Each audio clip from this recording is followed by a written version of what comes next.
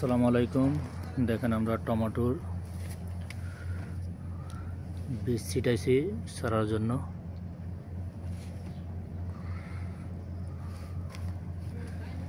নিচে কোকোপিট, তারপর আমরা বীজগুলো ছিটাইছি। এরপর আবারও কোকোপিট দিয়ে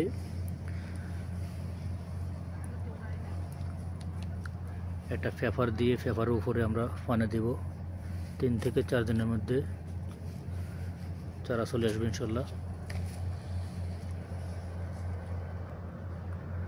ঠিক এইভাবে আমরা পেপার দিয়ে আমরা ডেকে দিব, তারপরে পেপারের উপরে পানি দিব।